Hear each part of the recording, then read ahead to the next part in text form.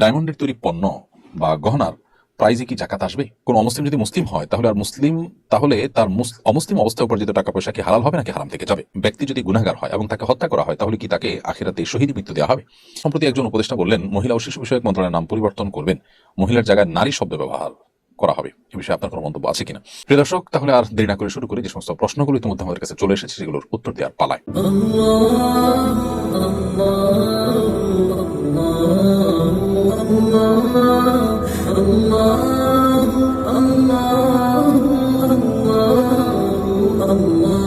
Shiny star এই ID থেকে আপনি আমাদের ইউটিউব চ্যানেলে প্রশ্ন করেছেন, ব্যক্তি যদি গুনাহগার হয় এবং তাকে হত্যা করা হয় তাহলে কি তাকে আখিরাতে শহীদ মৃত্যু দেওয়া হবে?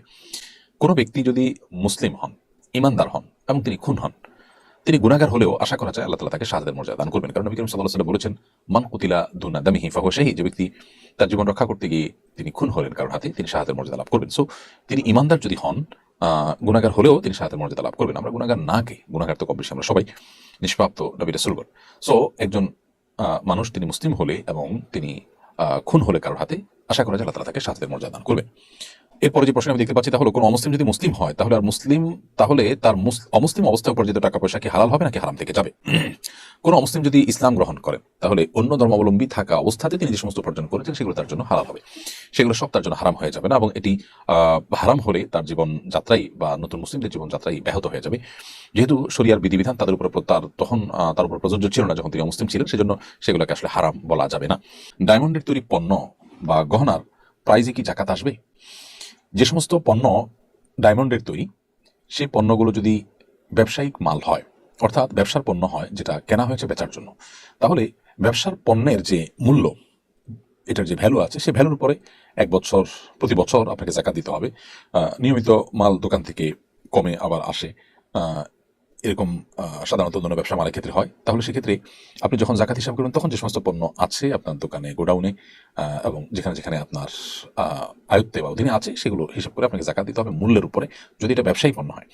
আর যদি গহনার মধ্যে ডায়মন্ড থাকে তাহলে সেক্ষেত্রে ডায়মন্ডের গহনার জাকাত দিতে হবে না, কারণ সেটা ব্যবসার পণ্য না। আর গোল্ড কিংবা আপনার রূপার মতো, স্বর্ণ কিংবা রূপার মতো, এটা যেহেতু আপনার জাকাত এবল অ্যাসেট সরাসরি না, ব্যবসায়ী পণ্য হিসাবে শুধু জাকাত আসতে পারে, সেই হিসাবে গহনার মধ্যে যদি ডায়মন্ড থাকে তাহলে সেটার জাকাত দিতে হবে না। এরপরে প্রশ্ন হলো, সম্প্রতি একজন উপদেষ্টা বললেন, মহিলা ও শিশু বিষয়ক মন্ত্রণালয়ের নাম পরিবর্তন করবেন, মহিলার জায়গায় নারী শব্দ ব্যবহার করা হবে। এ বিষয়ে আপনার কোনো মন্তব্য আছে কিনা? আমরা যতটুকু জানি যে তথাকথিত অধিকার কর্মীরা, যাদেরকে দেশের মানুষ সন্দেহের চোখে দেখে, অনেকদিন ধরেই তারা এটি পরিবর্তন করতে চাইছে। তো আমার প্রশ্ন হলো যে এই শব্দটি পরিবর্তন করার বিশেষ কি হেতু বা রহস্য থাকতে পারে বা বিশেষ কি প্রয়োজনীয়তা দেখা দিতে পারে?